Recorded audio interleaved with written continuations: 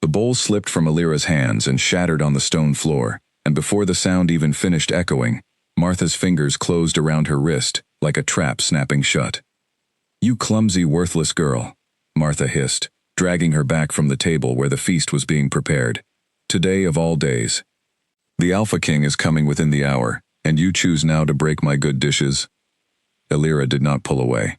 She had learned long ago that pulling away only made the grip tighter, made the punishment longer. She kept her eyes down, watching the broken pieces scatter across the floor like something that used to be whole and never would be again. "I'm sorry," she said quietly. "I'll clean it up." "You'll clean it up, and then you'll disappear into the cellar until the ceremony is finished," Martha snapped. "I will not have you standing anywhere near the courtyard when the king arrives. Do you understand me? Not near the gates, not near the hall, not anywhere a king might accidentally lay eyes on you."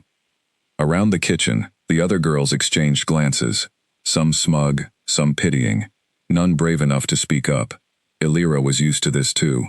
She was 17 years old, and she had spent almost her whole life being told, in one way or another, that she did not belong in the places where important things happened.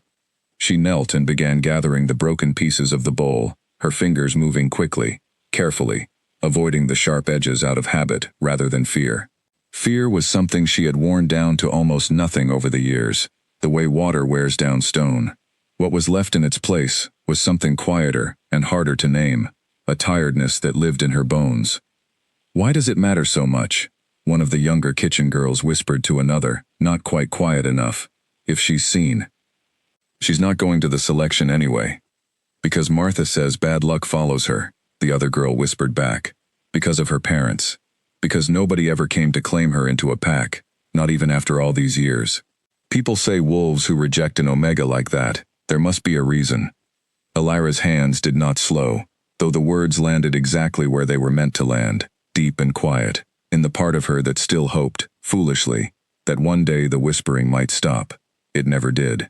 She had grown up inside a pack that was not truly hers, tolerated because harming an unclaimed omega was considered ill fortune among the wolves of Blackthorn territory, and for no better reason than that superstition, she had been allowed to live. Fed the smallest portions, given the coldest room, taught to make herself small enough that no one would remember to ask why she was still there at all. She swept the last of the broken pottery into a cloth and stood, and that was when the horns sounded from beyond the pack walls, low and long, rolling across the hills like a wave of sound that made every wolf in the kitchen freeze where they stood. The horns of the Alpha King's procession. The kitchen erupted into motion. Girls dropped their tasks and rushed for mirrors, for combs, for the fine dresses they had been saving for weeks. The selection ceremony was not simply a visit. Alpha King Draven Ashgrove, ruler of the Northern Territories, and the strongest wolf blood alive in a generation, was traveling from pack to pack in search of a mate, a queen who would stand beside him and rule the kingdom of wolves for the next 100 years. Every pack he visited hoped, prayed, schemed, that their daughters would be the one chosen. Martha grabbed Alira by the shoulder and shoved her toward the cellar door before she could even set the broom down. "Down, now, and you stay there until I send someone for you. Is that understood? If I see so much as your shadow near that courtyard, you will regret it." Alira did not argue. She never argued. She let herself be pushed through the door, and she heard the bolt slide into place behind her, sealing her into the dark, damp quiet of the cellar, while, somewhere above her, the entire pack rushed to arrange itself into its most beautiful, most impressive, most worthy version of itself. She sat on an overturned crate in the dark and listened to the muffled sounds of excitement pouring through the floorboards, laughter, running feet, someone shouting for rose oil, for silver pins, for the good silk that had been locked away for exactly this kind of occasion. She thought, not bitterly, but simply as a fact she had accepted long ago, that none of it had anything to do with her. She did not know, sitting there in the dark with her arms wrapped around her knees, that within the hour, everything she had ever accepted as fact about her own life would be burned away and remade into something else entirely. The horns sounded again, closer now, and beneath the floor, Alira felt something strange stir inside her chest. Not fear exactly, something closer to a pull, faint but unmistakable, like a thread tightening somewhere behind her ribs.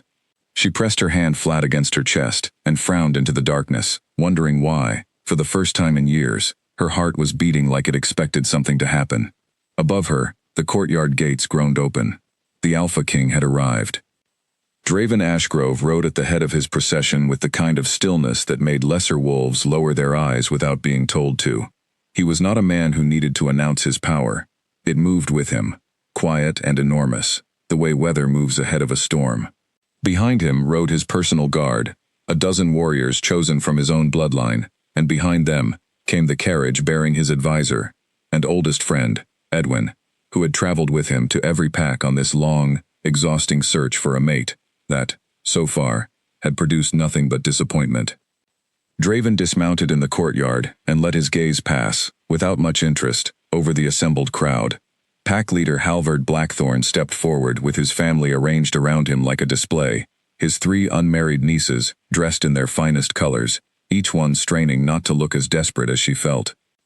"Alpha King," Halvard said, bowing low. "Blackthorn Pack welcomes you.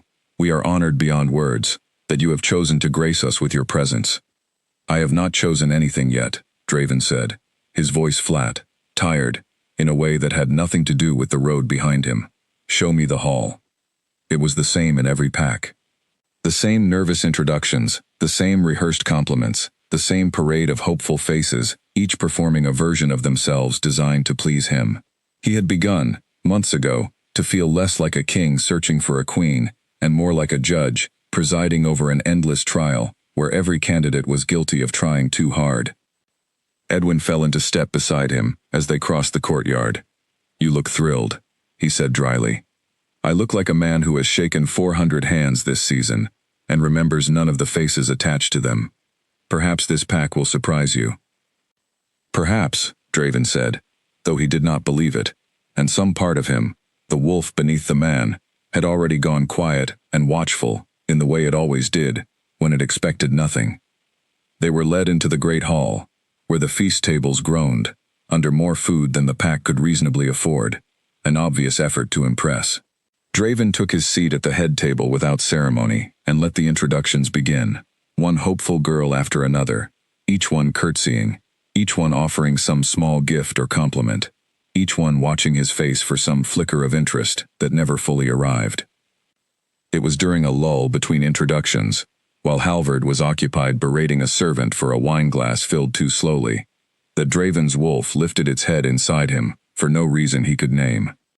He did not understand it himself, only that his senses sharpened suddenly, the way they did before a fight, and his gaze moved, almost against his will, toward a narrow servant's door at the edge of the hall, where a cellar passage connected to the kitchens. Nothing was there.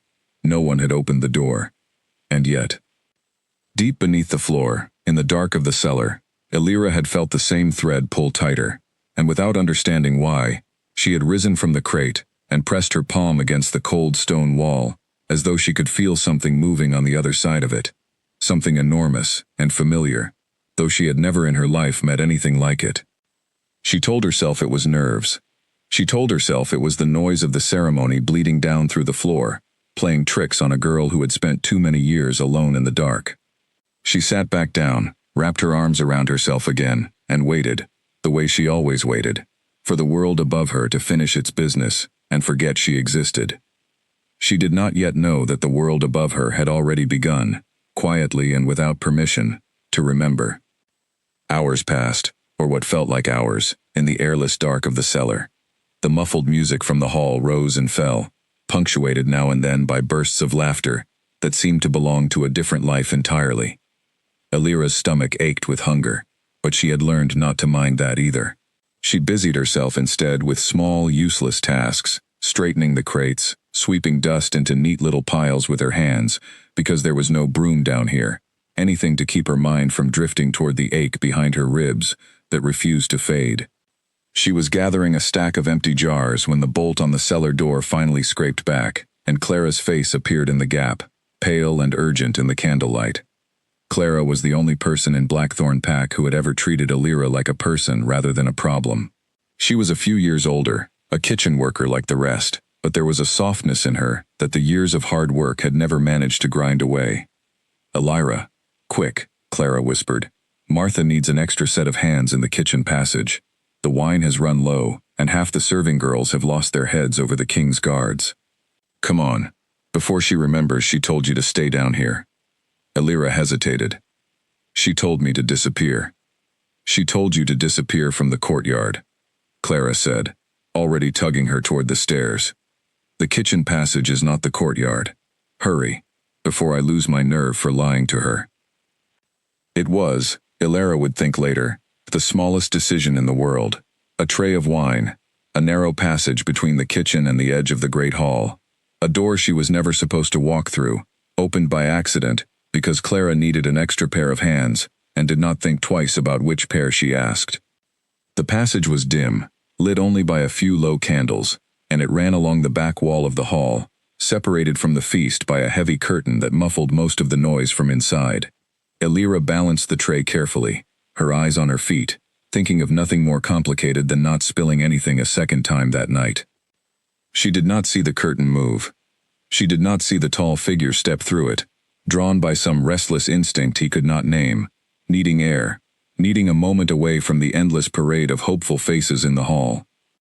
She only felt the collision, sudden and solid, the tray tipping, wine splashing across fine dark fabric, and her own voice gasping out an apology, before she had even looked up to see who she had struck.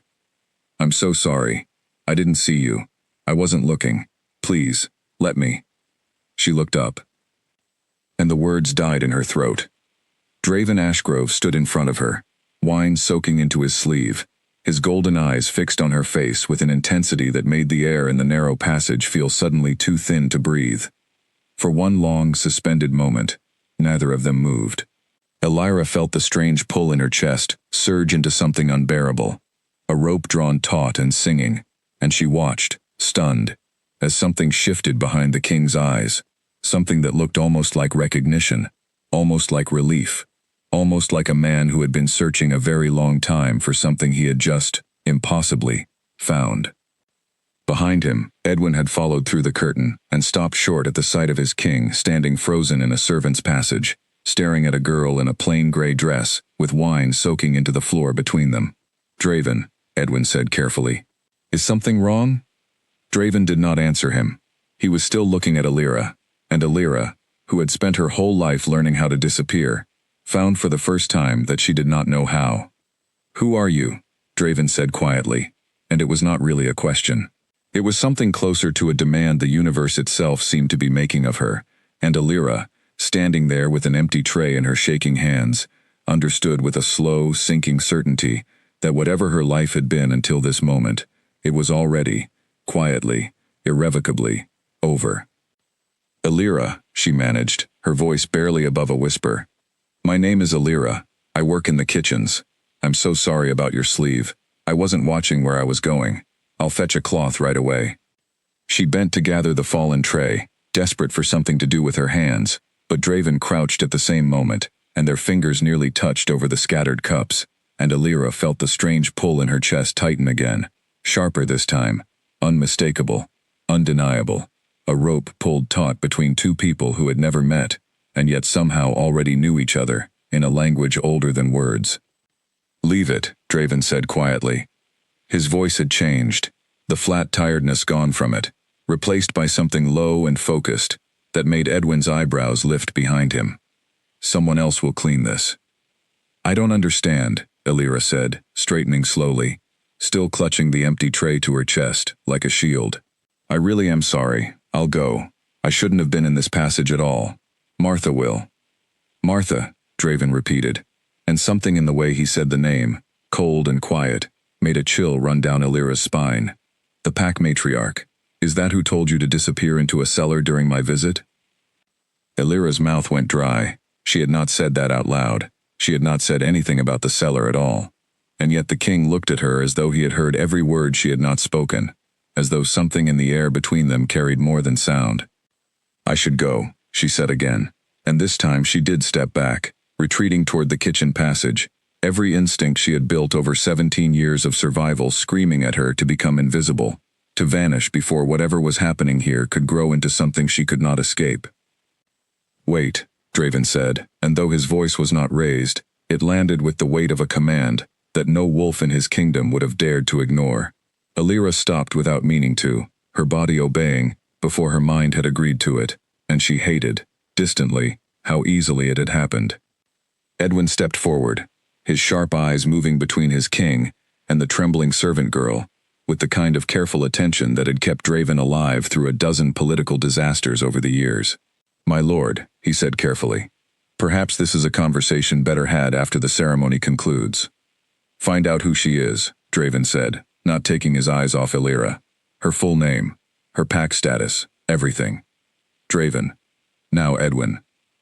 Edwin hesitated only a moment longer before bowing his head and slipping back through the curtain into the hall, leaving Alira alone in the narrow passage with the Alpha King of the Northern Territories, wine still soaking dark into his sleeve, his golden eyes fixed on her with an intensity she did not know how to survive.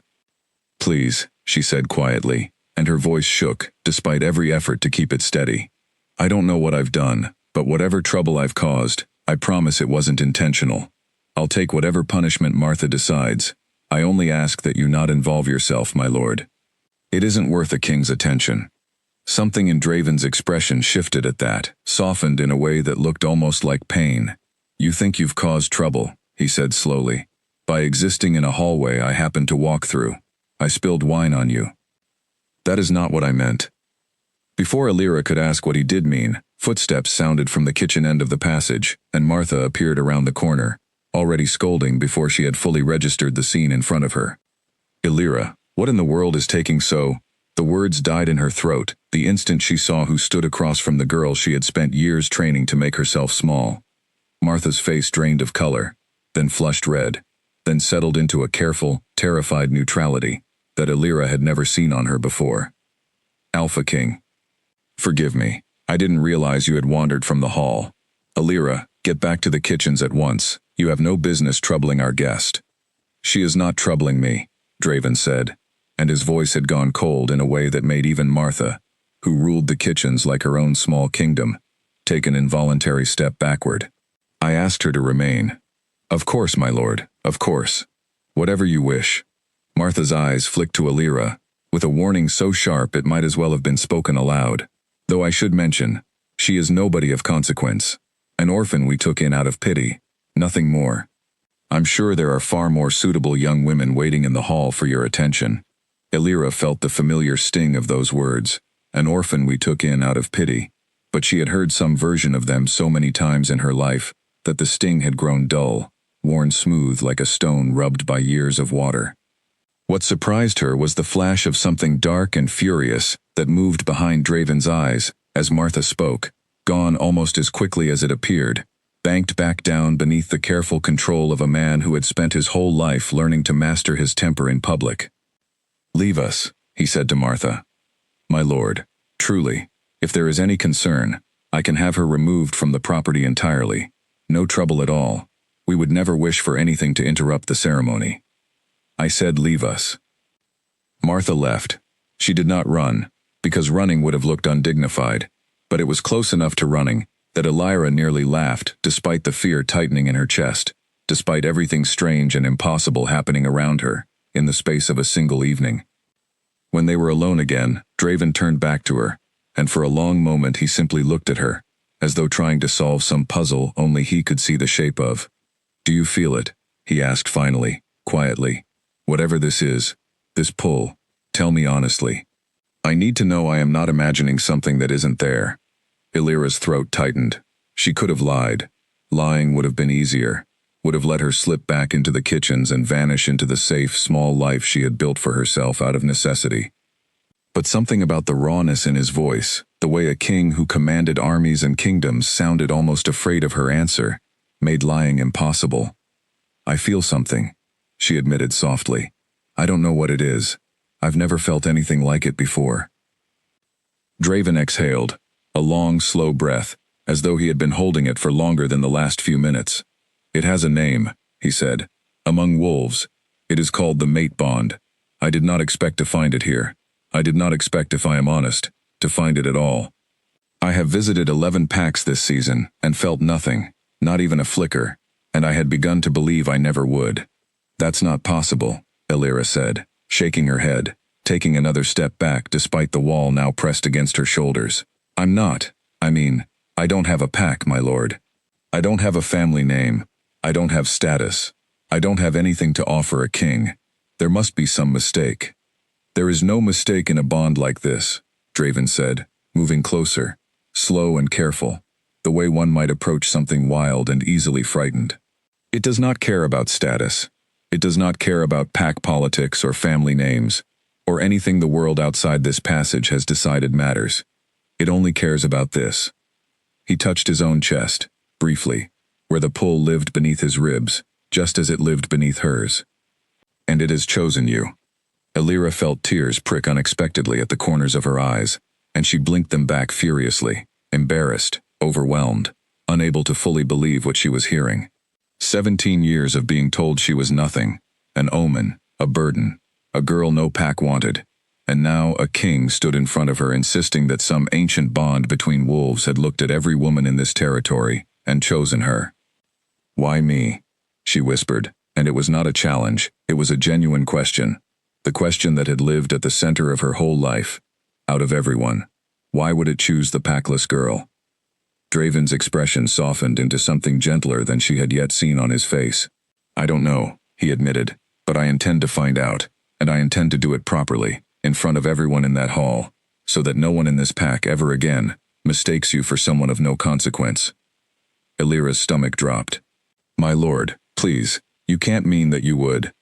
The selection ceremony is not finished, Draven said, and there was a new steadiness in his voice, the voice of a king, making a decision he did not intend to reconsider.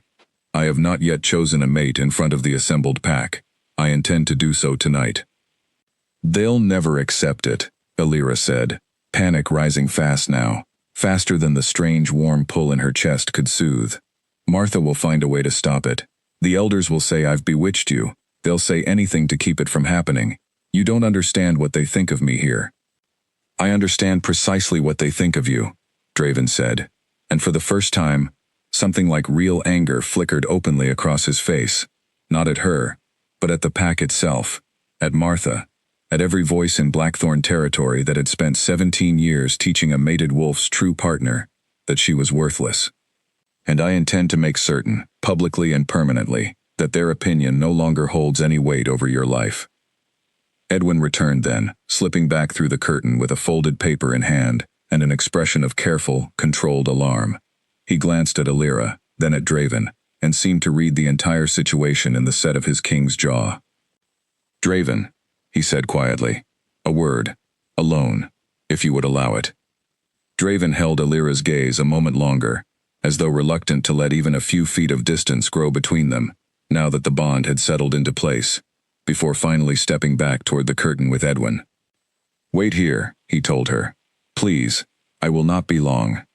Illyra stood alone in the narrow passage, her heart hammering, the empty tray still clutched uselessly against her chest, and stared at the curtain swaying gently in the wake of the two men's departure.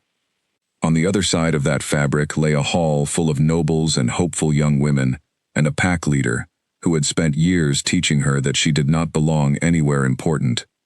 And somehow, impossibly, in the space of one spilled tray of wine, she was about to walk directly into the center of it.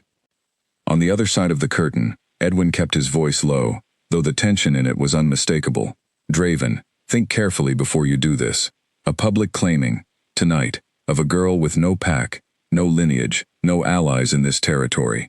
You will make enemies of every noble family who brought a daughter here, hoping for exactly the position you are about to hand to a stranger. She is not a stranger, she is my mate. I don't doubt what you felt in that passage. I have known you since we were pups, and I have never seen your wolf react to anyone the way it reacted the moment you stepped through that curtain. But feeling is not the same as safety, Draven. If you claim her tonight, without protection, without allies, without even knowing the first thing about her past, you will be placing a target on her back that every ambitious wolf in this kingdom will aim for. Draven's jaw tightened, because he knew Edwin was right, and knew also that it changed nothing about his decision. Then I will protect her, he said simply. That is what a king does for his mate. I did not spend 11 packs and countless disappointed nights, searching for a bond I had begun to believe did not exist for me, only to walk away from it the moment I finally found it, because protecting it might be difficult. Edwin studied him for a long moment, then sighed, the sound of a man who had lost an argument he had known from the start he would lose. Then let me at least prepare the room, he said.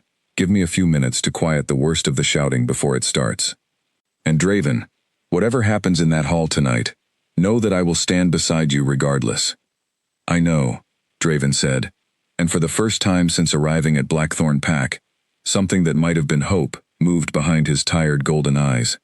That is why you are the only man I trust to stand beside me while I do this. Behind the curtain, unseen and unheard, Illyra pressed her hand flat against her chest, feeling her own heart hammering beneath her palm, and tried, uselessly, to prepare herself for whatever was about to happen on the other side of that thin piece of fabric. She did not know yet that the girl who walked through that curtain would never again be the girl who had spent the evening hiding in a cellar, waiting to be forgotten. She only knew that, for the first time in her life, someone had looked at her and refused to let her disappear. The great hall of Blackthorn Pack had never held so much noise. Musicians played in one corner, wine flowed freely, and Halvard Blackthorn stood near the head table basking in the attention of nobles who had traveled from neighboring territories to witness the selection. His 3 nieces sat in a row along the front bench, dressed in silk the color of dawn, each one rehearsing in her mind the graceful curtsy she would offer if the king finally called her name.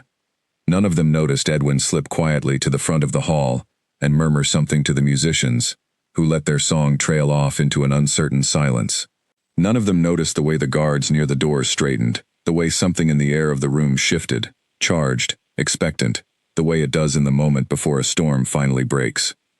Then the doors at the far end of the hall opened, and Draven Ashgrove walked back into the room he had left only minutes before, and beside him, half a step behind, walked a girl in a plain gray servant's dress that the entire pack instantly recognized. The silence that fell over the hall was total. That's the Packless girl, someone whispered, loud enough to carry. What is she doing in the hall? Someone remove her at once, another voice hissed. She has no business standing near the king. Halvard Blackthorn's face went through several colors in rapid succession, landing finally on a deep, mottled red as he stepped forward, forcing a smile onto his face that did not reach his eyes. Alpha King, forgive the confusion. I'll have this misunderstanding resolved immediately. One of my staff will escort the girl back to the kitchens where she belongs.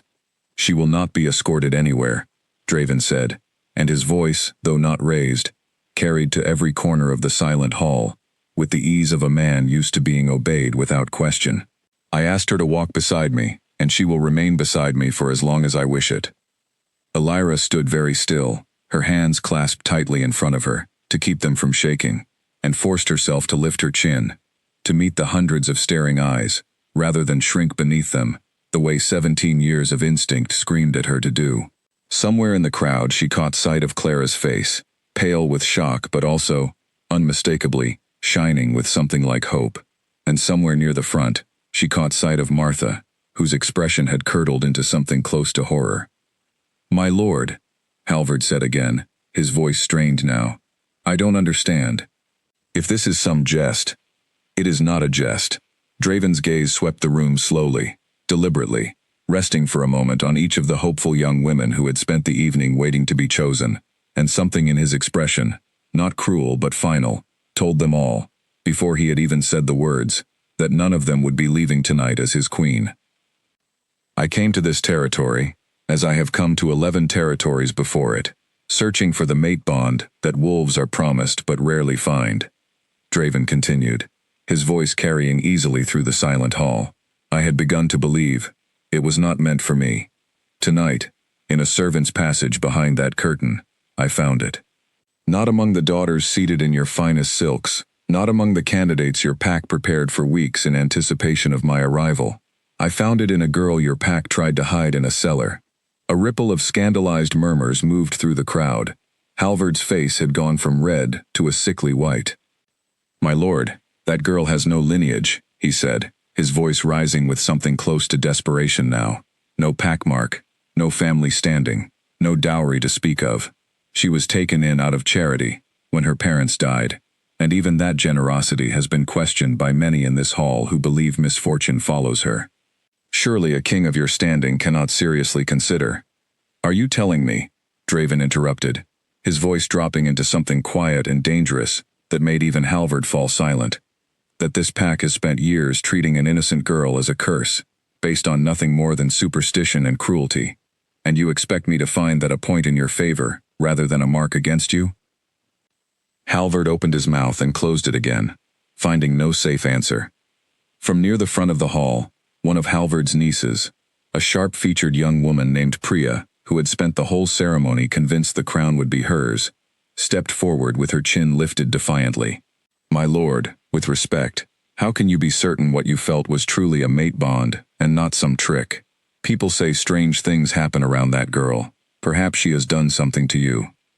The accusation landed exactly as it was meant to, a spark thrown into dry grass, and Alira felt the crowd's suspicion ignite around her, dozens of eyes narrowing, dozens of whispers rising into something closer to open accusation.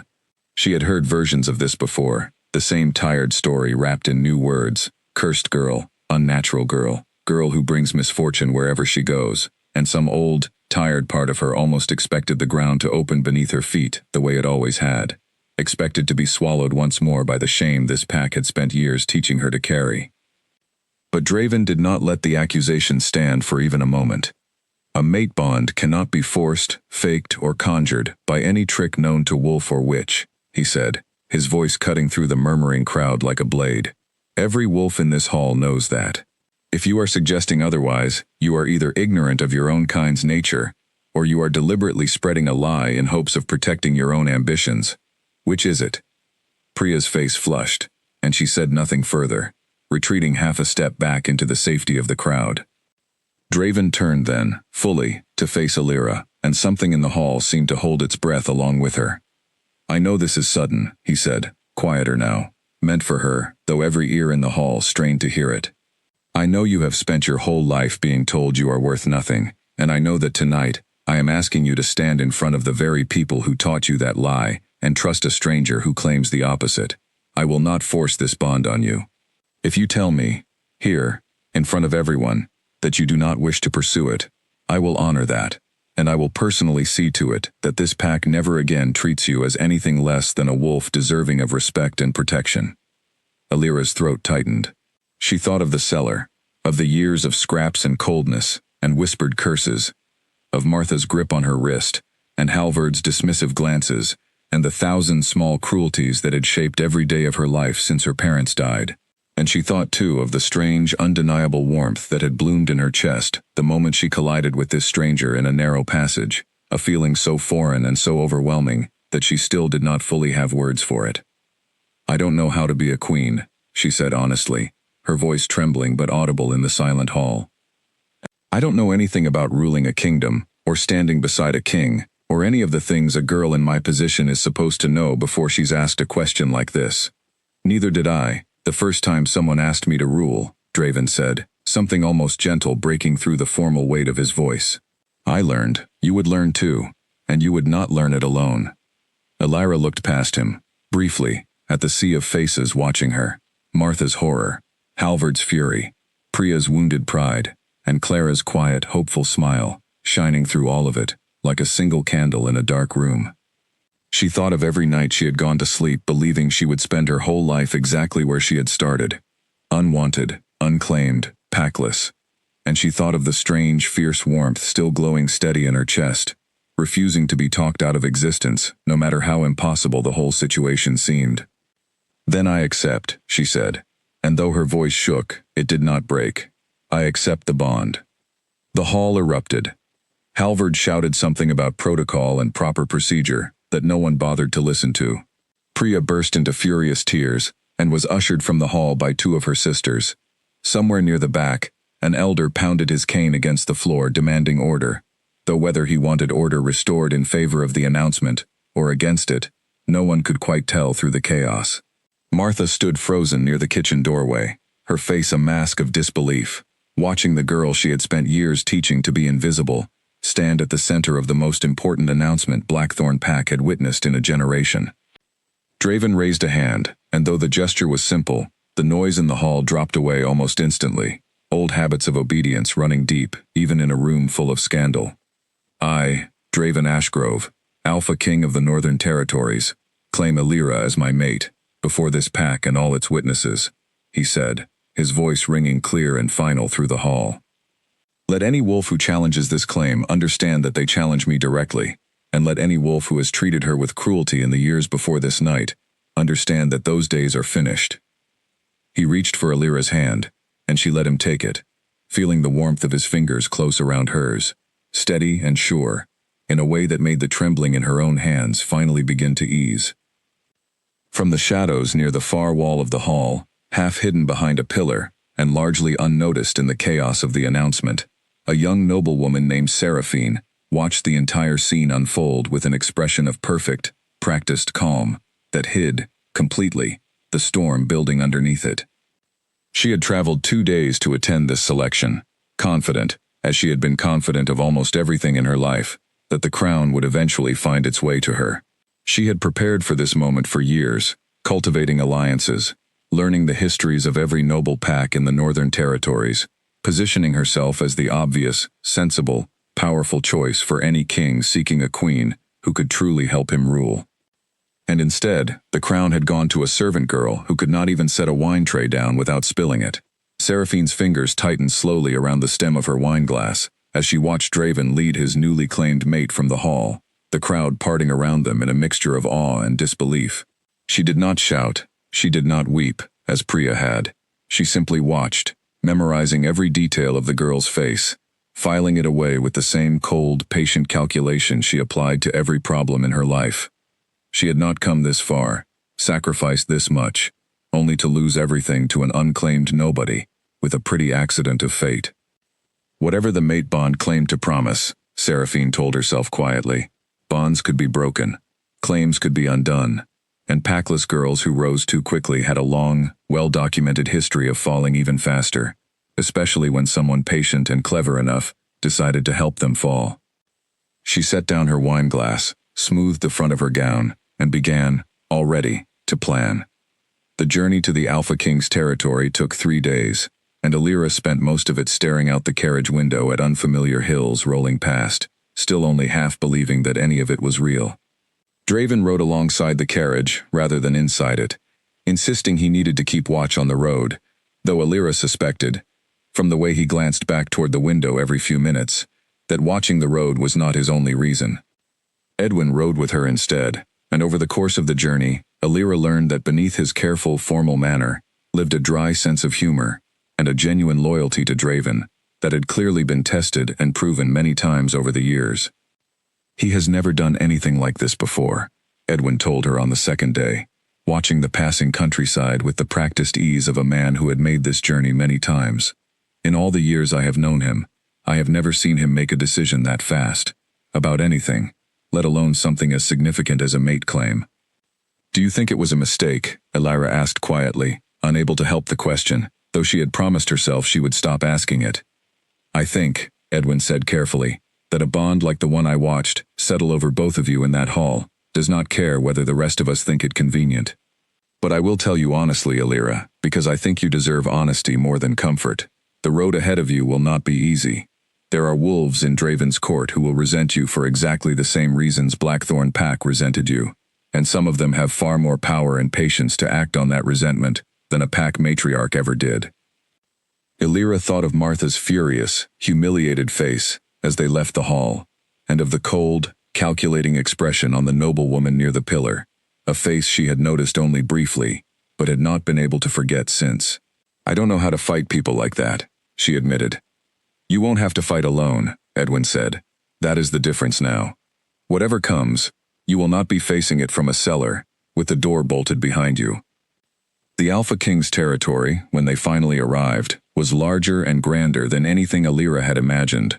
A great stone fortress surrounded by a thriving city, its streets full of wolves, going about ordinary lives that seemed, to Illyra, extraordinary, simply because they were lived in freedom and safety she had never known.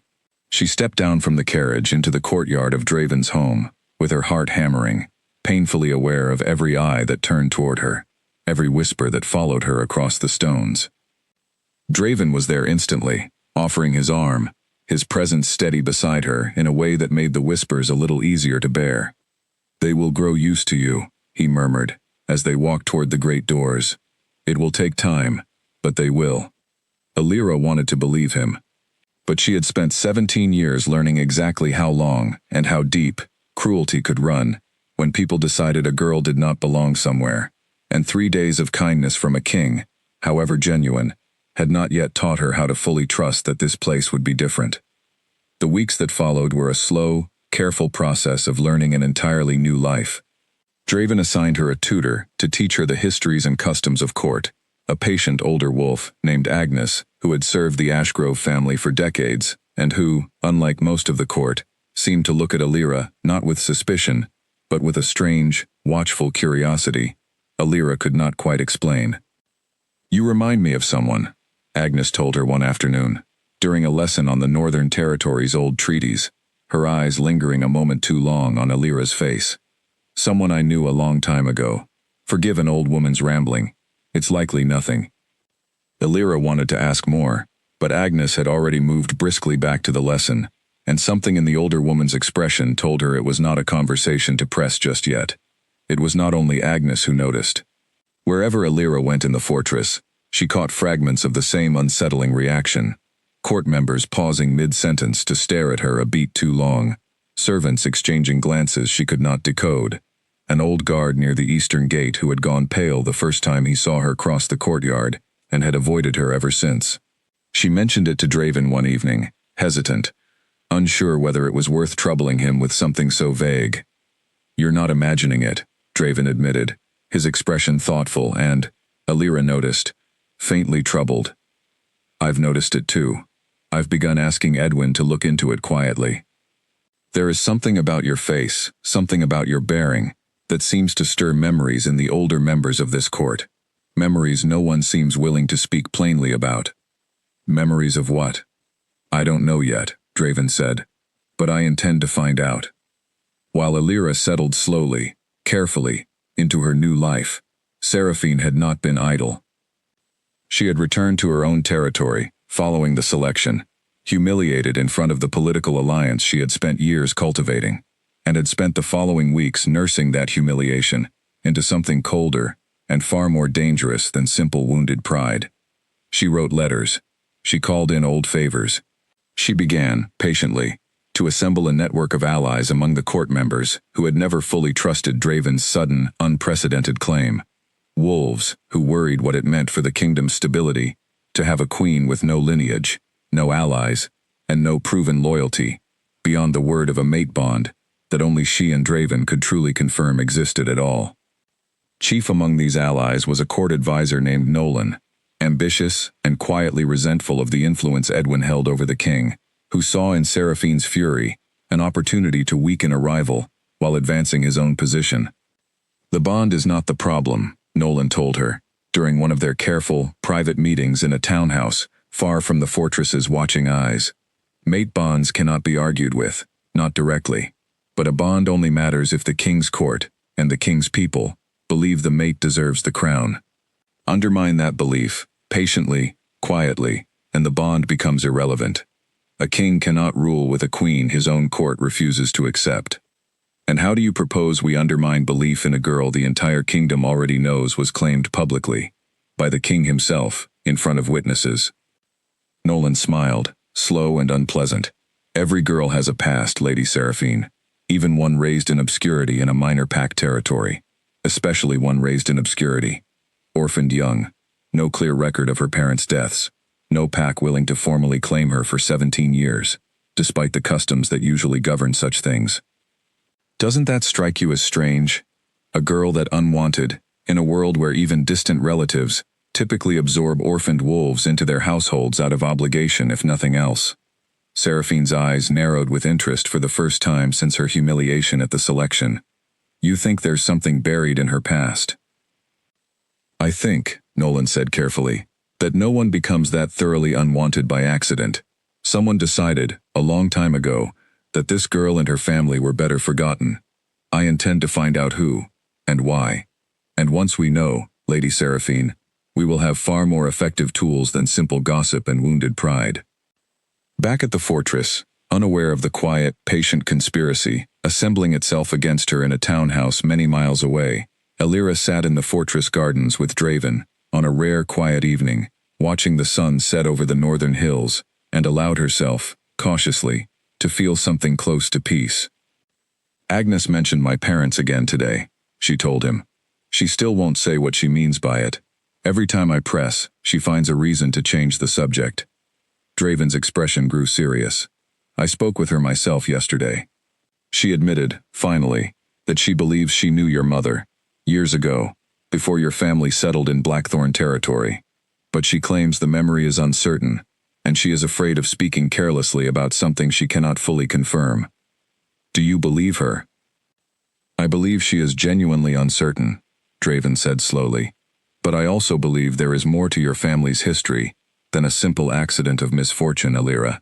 No pack refuses to claim an orphan child for 17 years without a reason, and superstition alone has never struck me as a sufficient explanation.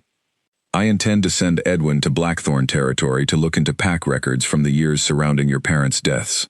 Elira felt a familiar knot of anxiety tighten in her stomach, an old, instinctive fear of digging into a past she had spent her whole life being taught not to ask about. But beneath the fear, something else stirred too, quiet and persistent, a small flicker of hope that perhaps, finally, she might learn the truth about why the world had decided, so early and so completely, that she did not belong anywhere.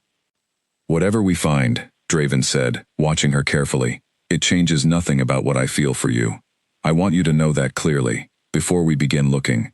Whatever secrets your family carried, they belong to you, as much as to anyone, and I will help you uncover them, regardless of what they turn out to be. Elira looked at him, at the steady certainty in his golden eyes, and felt the strange, warm pull in her chest settle a little deeper, a little more sure, than it had felt even in the chaos of that first crowded hall. Thank you, she said softly, and meant it more completely than she had meant almost anything in her whole careful, guarded life. Neither of them yet knew how close Nolan and Seraphine already were to uncovering the very truth Draven had only just decided to search for, nor how dangerous that truth would prove to be once it finally came to light. Edwin returned from Blackthorn territory 11 days later, travel-worn and grim-faced, and asked for a private audience with Draven and Elira, before he had even changed out of his riding clothes. What did you find? Draven asked, the moment the study door was closed behind them. Edwin set a worn leather folder on the desk between them, his expression unusually tense. More than I expected, and less than I need. The pack records from the years surrounding Elira's parents' deaths are incomplete. Deliberately incomplete, I believe, though I cannot yet prove who ordered the gaps or why. Elira sat very still, her hands folded tightly in her lap. What do you mean incomplete? I mean, Edwin said carefully, that every official document referencing your father, Henry, and your mother, Violet, from the 2 years before their deaths, has either gone missing or been altered. Land records, pack membership rolls, even the formal report of their deaths itself, which should have included a full account of the circumstances, contains only a single line noting an accident and nothing further. In 17 years of record-keeping for pack matters far less significant, I have never encountered a file so thoroughly emptied. That can't be an accident, Draven said quietly. No, Edwin agreed. It cannot. I did, however, find one thing the records could not erase. He opened the folder and withdrew a single-age document, carefully preserved, and slid it across the desk. A land deed. From before your parents settled in Blackthorn territory, Elira. It seems they did not arrive there as simple wanderers looking for a new home, as the pack has always claimed. They arrived as refugees, fleeing a territory nearly 200 miles to the east, a territory that, according to this deed, once belonged, in full, to your father's family line. Elira stared at the document, at her father's name written in careful, formal script, attached to a stretch of land far larger and far more significant than she had ever imagined her family capable of owning. I don't understand. If my family owned land like this, why would we have fled it? And why would no one in Blackthorn territory ever tell me any of this? I don't know yet, Edwin admitted, but I intend to travel east, to the territory named on this deed, and find out. I believe, Draven, that whatever drove Alira's parents to flee their home and hide themselves so thoroughly that even a pack matriarch was willing to treat their orphaned daughter as an unwanted curse, it was not a small matter. People do not erase records this carefully over a minor family dispute. Draven's expression had gone hard and focused in the way Alira had come to recognize as the look he wore when preparing for a genuine threat. "Take a full guard with you this time," he said. "If someone went to this much trouble to bury the truth 17 years ago, they will not welcome anyone digging it back up now." What none of them yet knew was that Nolan's own investigation, running quietly in parallel and several weeks ahead of theirs, had already uncovered the same Eastern territory and had already begun making contact with the very people who had orchestrated Alira's family's downfall in the first place. 3 days after Edwin departed for the Eastern Territory, Alira received an invitation to a court gathering, her first formal appearance among Draven's nobles since arriving at the fortress. She had been dreading it for weeks, aware of how many eyes in that room would be watching her, waiting for her to stumble, waiting for proof that a Packless kitchen girl did not belong among them regardless of what bond the king claimed to feel. Agnes helped her prepare, fussing over the fit of a deep blue gown and pinning her dark hair into an elegant style that made Alira feel, for the first time, almost like she belonged in the reflection staring back at her from the mirror. "You look every bit as much a queen as anyone born to the role," Agnes said firmly, catching Alira's uncertain expression in the glass. "Do not let anyone in that hall convince you otherwise tonight." The gathering was, for the first hour, almost bearable. Alira stayed close to Draven's side, answering careful questions from curious nobles, with the calm, measured politeness Agnes had spent weeks teaching her, and slowly, cautiously, she began to believe she might survive the evening without disaster. Then Seraphine arrived. Alira had not expected to see her again so soon, had assumed, foolishly perhaps, that the humiliation of the selection would keep her away from Draven's court entirely. But Seraphine swept into the hall with the easy confidence of a woman who belonged wherever she chose to stand, greeted by name by half the nobles in the room, and made her way toward Alira and Draven, with a smile so warm and so perfectly composed that Alira almost mistook it, for one dangerous moment, for genuine friendliness. "Your Majesty," Seraphine said, offering Draven a graceful curtsy, before turning her attention to Alira with an expression of careful, practiced curiosity. "And the new queen. Forgive me. We were never properly introduced at the selection. Things moved so quickly that evening. I do hope you'll allow me to make amends now." "Lady Seraphine," Draven said, his voice cool and formal, though Alira noticed the careful watchfulness in his eyes that told her he trusted this woman no more than Alira instinctively did. "I wasn't aware you had returned to court. I've come to pay my respects, of course, and to offer my congratulations properly, now that the shock of that evening has had time to settle." Seraphine's gaze moved over Alira with an unhurried thoroughness that made Alira feel, despite the fine gown and careful hair, exactly as exposed as she had felt standing in her plain gray dress in front of the entire hall at Blackthorn. "It's a remarkable story, truly. From an unclaimed servant to a queen, in the span of a single evening. The kingdom will be talking about it for years, I imagine." There was nothing openly hostile in the words, but Alira had spent 17 years learning to hear cruelty dressed in polite language, and she recognized the shape of it easily beneath Seraphine's smile. "I've been very fortunate," Alira said carefully, refusing to let her voice shake.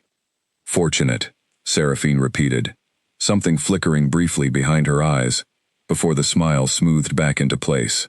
"Yes, I suppose that's one word for it. Tell me, has anyone ever explained to you exactly why your own pack was so reluctant to claim you, all those years? It always struck me as such an unusual detail. Packs are rarely so thorough in their rejection of a child, even an orphaned one, unless there is some deeper reason involved." Alira felt the question land exactly as it was meant to.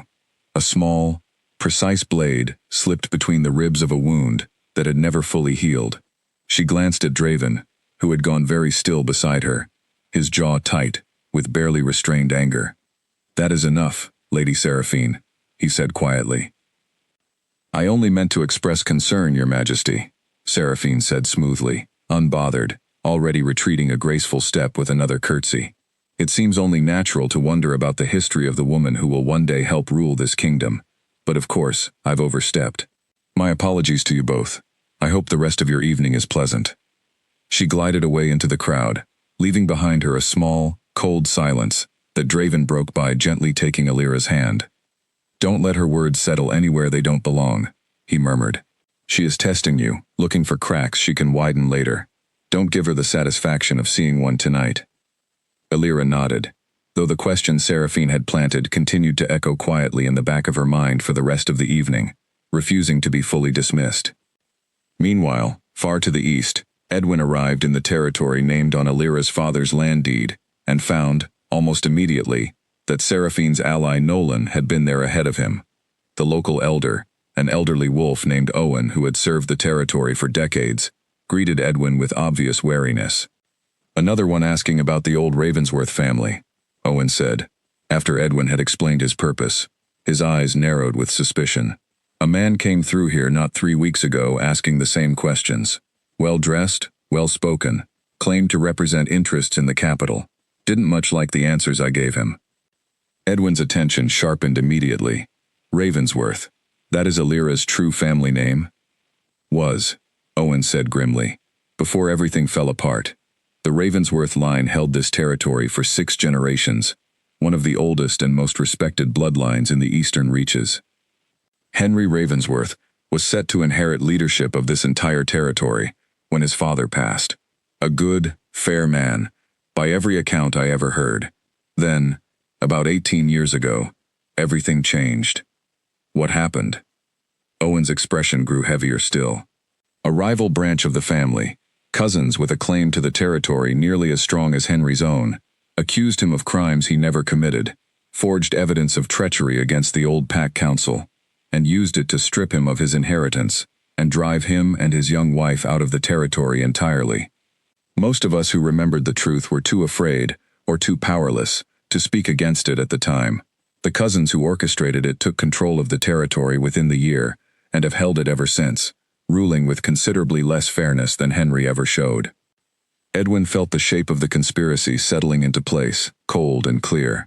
"And Alira, their daughter, born after they fled?" "I never knew there was a child," Owen admitted.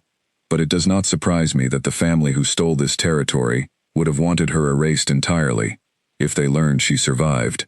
A Ravensworth heir, even one raised in obscurity, represents a threat to their claim that could resurface at any time.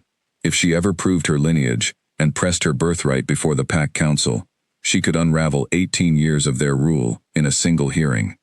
"Who are they?" Edwin asked. "The cousins who did this." Owen hesitated, glancing around the quiet room, as though the walls themselves might carry word back to the wrong ears.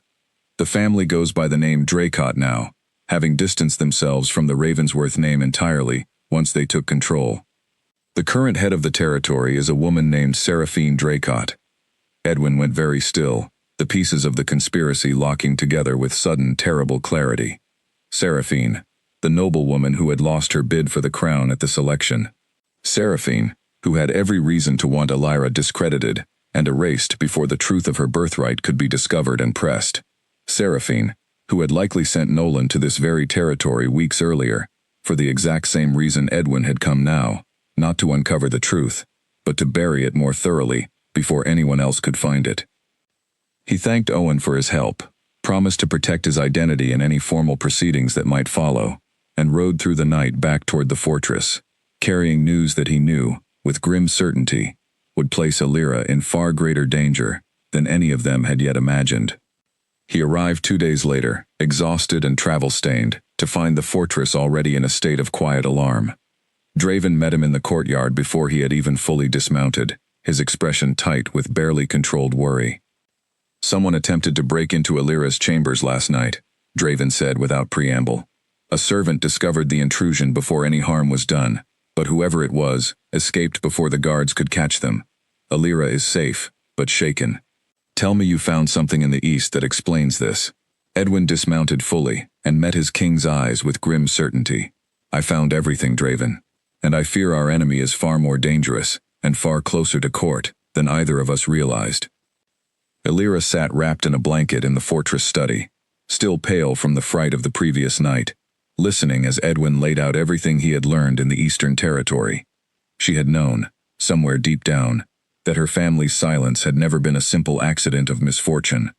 But hearing the full shape of it, her father's stolen inheritance, her family's true name, the cousins who had destroyed them and were now, apparently, still working to finish what they had started years ago, left her feeling as though the floor of her entire life had shifted beneath her. Ravensworth, she repeated quietly, testing the weight of the name on her tongue. That was my father's true name. Your true name too, by right, Edwin said gently.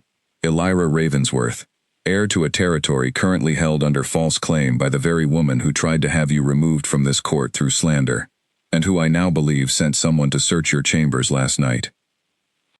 You cannot know that for certain, Draven said, though his tone made clear he suspected it just as strongly as Edwin did. I cannot prove it in front of the Pack Council, not yet, Edwin agreed. But consider the timing. Seraphine loses the selection to a girl she has never met. Weeks later, her ally Nolan is seen in the very Eastern Territory holding the deed to Elira's stolen birthright, asking the same questions I later asked myself. And now, within days of my return with that information, someone attempts to break into Elira's private chambers. That is not coincidence, Draven. That is a woman who has realized her secret is unraveling and is growing desperate to silence it before it reaches the Pack Council. Elira felt a cold, steady fear settle over her, different from the anxious uncertainty she had carried for weeks about belonging at court. This was sharper, more immediate, the fear of someone who understood, for the first time, that she was not simply unwelcome here. She was a genuine threat to someone powerful enough to have already destroyed her family once. What do we do? She asked, and was proud, distantly, of how steady her voice managed to sound. We bring the truth forward ourselves, publicly, before Seraphine can act again, Draven said, his expression hard and decided. I will call a formal hearing before the Pack Council. Owen has agreed to testify, Edwin tells me, and the land deed itself provides physical proof of your lineage. Once your birthright is formally recognized, Seraphine loses any motive to silence you, because the truth will already belong to everyone. And if she moves against me, before the hearing can be arranged, she won't get the chance, Draven said, his voice low and certain. You will not be left unguarded again, not for a single moment, until this is finished. The hearing was set for 6 days later, enough time for word to travel to the necessary council members, but not so much time that Seraphine would have room to maneuver freely. Elira spent those days under careful, constant guard, rarely leaving Draven's side, feeling the strange, uncomfortable sensation of being simultaneously protected and hunted for the very first time in her life. Word of the coming hearing spread through court faster than Draven had hoped, and on the 4th evening, Seraphine requested an audience of her own, arriving at the fortress with an expression of calm, practiced concern that fooled no one in the room, who already knew the truth. Your Majesty, she said, offering her usual graceful curtsy, though her eyes moved briefly, sharply, to Elira, before returning to Draven. I've heard troubling rumors of a hearing being called, regarding some matter of contested lineage. I wondered if I might offer my assistance. My family has extensive knowledge of the Eastern Territories, given our own holdings there. Perhaps I could help clarify whatever confusion has arisen. How generous, Draven said, his voice carrying an edge of cold amusement that made Seraphine's careful composure flicker, briefly, for the first time Elira had seen. Though I suspect, Lady Seraphine, that you already understand the matter far better than you're pretending to. Seraphine's smile thinned. I don't take your meaning, Your Majesty. I think you do, Elira said quietly, surprising herself with the steadiness in her own voice as she stepped forward. I think you've known my true name since before you sent someone to my chambers, looking for whatever proof of it you were afraid I already possessed. The silence that followed was total. Seraphine's composure cracked at last, just enough for the calculating fury beneath it to show through, sharp and unmistakable. You have no idea what you are accusing me of, she said, her voice low and tight.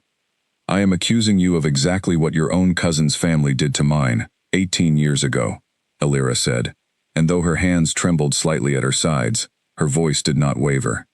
Stealing a territory through lies, and then working to erase every trace of the family you stole it from, so thoroughly that their orphaned daughter grew up believing she was cursed for existing.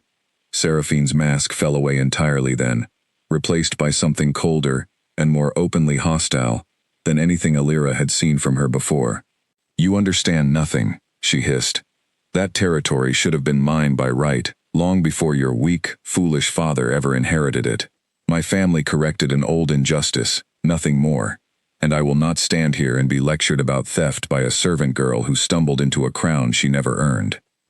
"She earned it the same way any queen earns a crown," Draven said, his voice deadly quiet, stepping forward to place himself protectively at Alira's side. "By being chosen, honestly, by the bond that decides such things, beyond any court's manipulation. Something your family, it seems, has never understood how to accept gracefully." Seraphine's eyes darted between them, calculating, searching for some remaining angle of advantage, and finding none. "This hearing you've planned," she said finally, her voice tight with barely controlled fury. "You believe it will end my family's claim to that territory. You believe an old land deed, and the word of one frightened elder, will be enough to unravel 18 years of established rule." "I believe the truth usually finds a way to surface, eventually," Draven said, "and I believe the Pack Council, when presented with clear evidence of fraud and theft, will not continue protecting a claim built on lies, simply because it has gone unchallenged for a long time." Seraphine's expression twisted, and for one dangerous moment, Alira saw something flash behind her eyes that looked less like careful political calculation and more like raw, cornered desperation. "You will regret forcing this into the open," she said quietly, and then, without another word, turned and swept from the fortress, leaving behind a silence heavy with unspoken threat. "She won't simply accept defeat," Edwin said grimly, once the doors had closed behind her. "A woman who has held stolen power for 18 years does not surrender it gracefully once cornered." He was right. 2 nights before the hearing, an urgent message arrived at the fortress from Owen in the Eastern Territory, warning that a group of armed wolves loyal to the Dracot family had been seen traveling west, their destination unknown, but their intent, given the timing, unmistakable. Draven doubled the guard around Alira immediately, and sent word to the Pack Council requesting the hearing be moved forward, rather than risk further delay.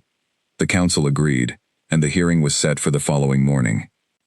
Alira barely slept that night, lying awake in the dark of her chambers, with Draven's steady presence beside her, listening to the quiet sounds of guards patrolling the halls outside. She thought of her parents, of the family name she had carried her whole life without ever knowing its true weight, of Martha's cold dismissals, and Halvard's superstitious fear, and every small cruelty that had shaped her childhood. All of it suddenly explained, all of it suddenly traceable to a single, calculated theft, committed before she was even born. "Are you afraid?" Draven asked quietly, in the dark, feeling her restlessness beside him. "Yes," she admitted, "but not the way I used to be afraid. I used to be afraid of disappearing, of being nothing, of proving everyone right, whoever called me worthless. Now I'm afraid of losing something I only just found I was allowed to have." Draven pulled her closer, his voice steady and certain in the darkness. "You won't lose it. Whatever happens tomorrow, you are not facing it as the Packless girl anymore, Alira. You are facing it as a woman who has already survived far worse than a single difficult morning, and who has an entire kingdom, and an Alpha King, standing beside her."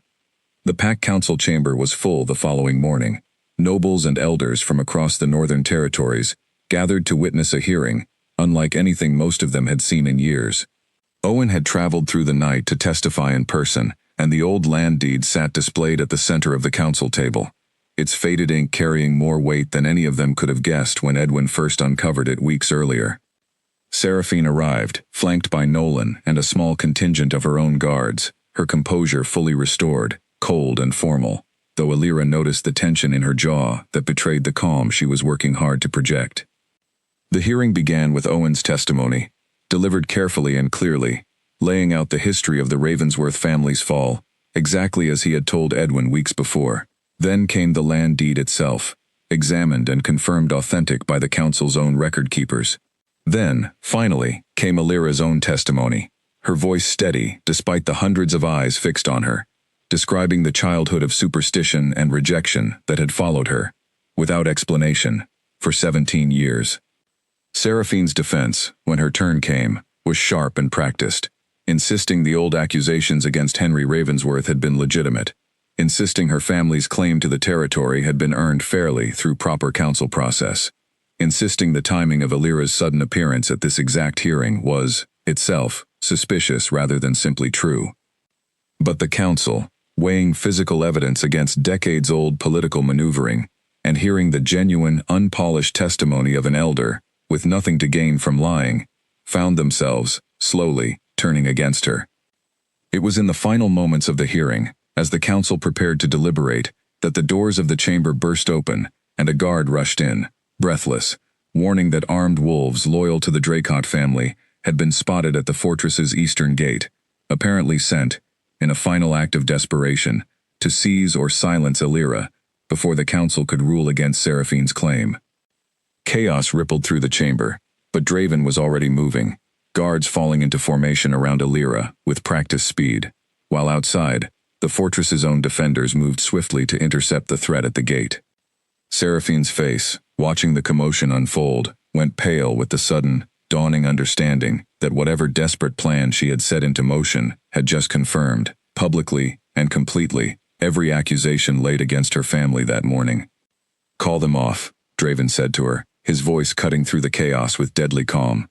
"Now, Lady Seraphine, or I will consider this an act of open aggression against my mate and my throne, and I promise you, the consequences of that will be far worse than anything this council was prepared to rule against you today." For a long, tense moment, Seraphine said nothing, her carefully constructed composure finally, completely, shattering under the weight of a plan that had collapsed in front of the very council she had hoped to outmaneuver. Then, quietly, she gave the order, and word was relayed swiftly to the gate, where the guards, seeing their cause already lost, laid down their weapons without further conflict. The council did not need long to deliberate after that. Within the hour, Illyra's lineage was formally recognized, her birthright to the Eastern Territory restored, and the Dracot family's claim to it declared fraudulent, built as it was on forged accusations and stolen inheritance. Seraphine and Nolan were both stripped of their titles and remanded to the council's custody, to face a formal reckoning for their roles in both the original theft and the recent attempts to silence its exposure through fear and force. Illyra stood at the center of the council chamber as the ruling was announced, her true name spoken aloud, formally, for the first time in her life, Illyra Ravensworth, and felt something inside her chest settle into place that she had not even fully realized was missing until that exact moment. She was not the Packless girl anymore. She never truly had been. She understood now. Only a girl whose true place in the world had been stolen from her before she was even born, hidden so thoroughly that even she had believed the lie for 17 long years. Draven took her hand as the chamber erupted into a mixture of applause and stunned murmuring, and when she looked up at him, she found none of the careful formality of a king in his expression, only the same warm, steady certainty that had first found her in a narrow servant's passage months ago. "Illyra Ravensworth," he said quietly, for her ears alone, "future queen of the Northern Territories, and rightful heir to the eastern lands your family lost. Welcome home." Illyra smiled, and for the first time in her entire life, she believed, fully and completely, that she finally belonged exactly where she stood. News of the council's ruling traveled fast, faster than any of them expected, carried by messengers and merchants and traveling wolves, until it reached even the farthest corners of the Northern Territories within a matter of weeks. In Blackthorn territory, the story arrived with a force that shook the pack to its foundations. The girl they had hidden in cellars and fed on scraps revealed, publicly and undeniably, to be the last living heir of one of the oldest and most respected bloodlines in the eastern reaches. Halvard Blackthorn sent a carefully worded letter of congratulations within days, full of warm phrases about always having sensed something special in Illyra, phrases so transparently self-serving that Draven laughed aloud when he read them over Illyra's shoulder. Martha sent nothing at all, though word reached them eventually that she had quietly left Blackthorn territory not long after the news arrived, unable to bear remaining in a pack where every wolf now knew exactly how she had treated the future queen of the Northern Territories for 17 years. Clara, however, wrote a letter of her own, hesitant and full of careful apology for not having done more, sooner, to shield Illyra from the worst of Blackthorn's cruelty. Illyra wrote back immediately, inviting her friend to the fortress with an offer of a permanent place in the royal household, And when Clara arrived weeks later, tearful and overwhelmed by the grandeur of her surroundings, Elira embraced her in the courtyard, exactly as she would have if they still stood together in the cramped, familiar kitchens of Blackthorn Pack. "You were the only kindness I had in that whole place," Elira told her. "I won't forget it, and I won't let you go without knowing how much it meant." The Eastern Territory required careful, patient rebuilding. Elira traveled there twice in the following months, accompanied always by Draven and a full guard, meeting the wolves who had lived for 18 years under the Dracot family's rule, and who greeted their true heir with a mixture of cautious hope and lingering uncertainty.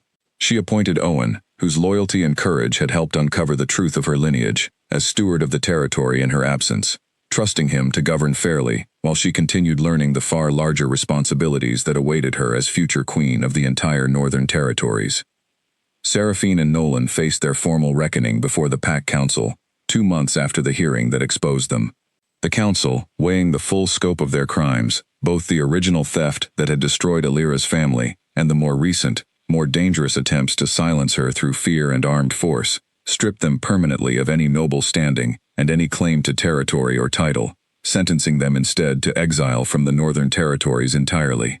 Seraphine left the council chamber that day in silence, her carefully constructed composure finally, fully abandoned, and Elira, watching her go, felt not triumph exactly, but a quiet, steady relief that the long shadow her family had cast over Elira's entire life had, at last, been lifted for good.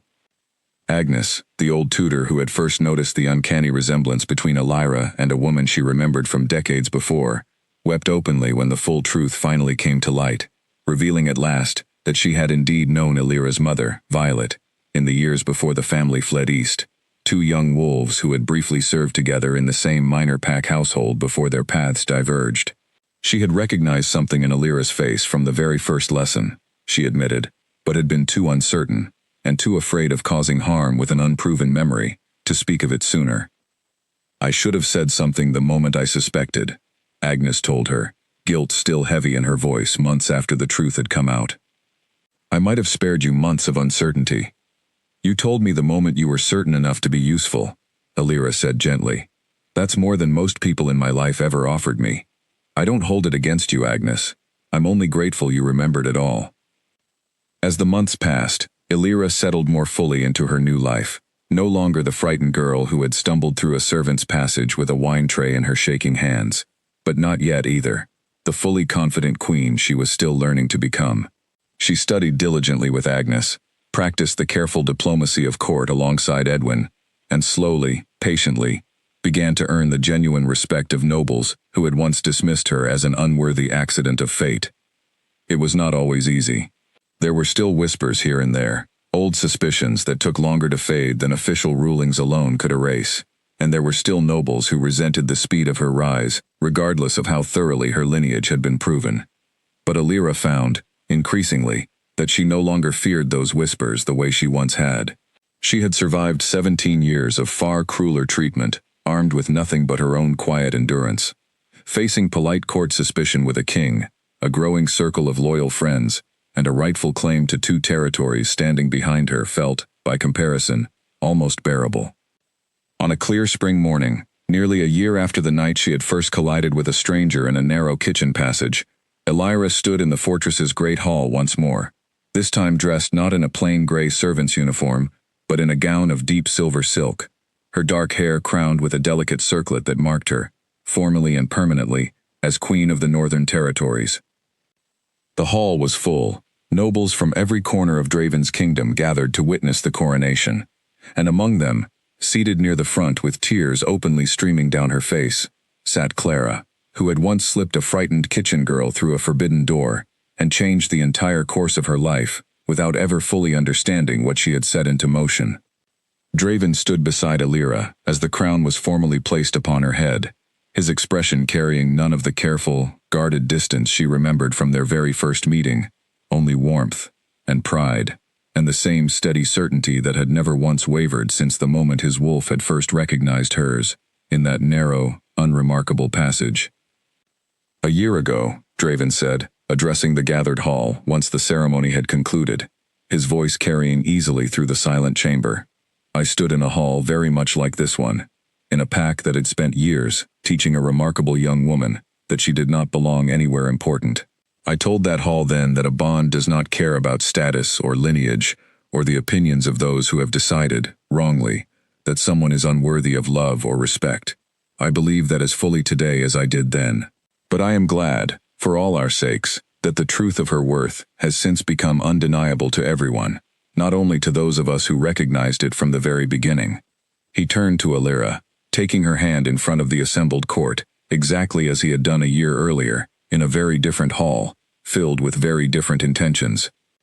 Alira Ravensworth, he said, Packless no longer, chosen not only by the bond that first brought us together, but now, fully and rightfully, by the crown you were always meant to wear, Queen of the Northern Territories, heir of the Eastern lands, and the truest partner I could have ever hoped to find.